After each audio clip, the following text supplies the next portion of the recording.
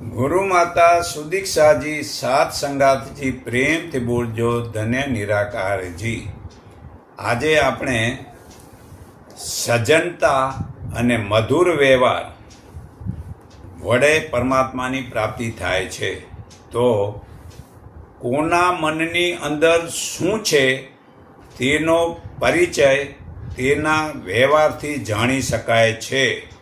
જે રીતે દારૂ પીનાર કે લસણ ખાનારના મુખમાંથી દુર્ગંધ આવશે, એ જ રીતે જેની અંદર દુર્ભાવનાઓ, અહંકાર અને દુષ્ટાનું હલકાપણું ભર્યું હશે, તે બીજાની સાથે અભદ્રતાપૂર્વક એટલે ખોટો વ્યવહાર કરશે।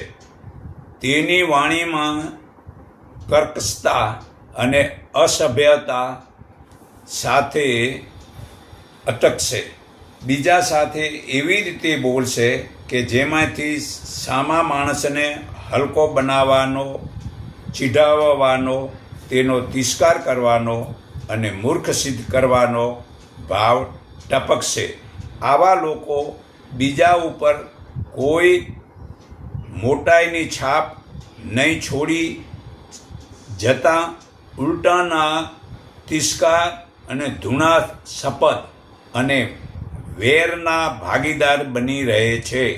કટુ વચન મર્મભેદી હોય છે, તે જેમના ઉપર છોડવામાં આવે છે તેને તરફાવી નાખે છે અને સદાને માટે શત્રુ બનાવી દે છે।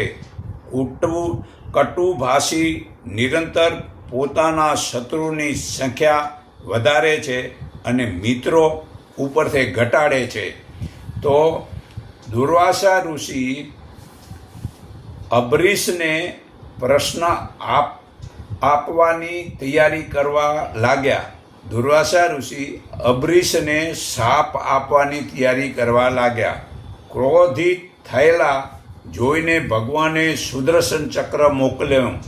દુર્વાસા મોટા મોટા દેવતાની શરણમાં ગયા, પરંતુ બધાએ તે ક્રોધી વ્યક્તિને શરણે રાખતા નથી। આખરે દુર્વાસા અંબરીશની ક્ષમા માગી, ત્યાર પછી સુદર્શન કોપથી બચ્યા। તો ઋષિકુમાર શસ્ત્રપદને બીજાઓની મજાક કરવામાં બહુ જ આનંદ આવતો હતો। તે શસ્ત્રપદાને ભલામણ કરેલ કે બીજાની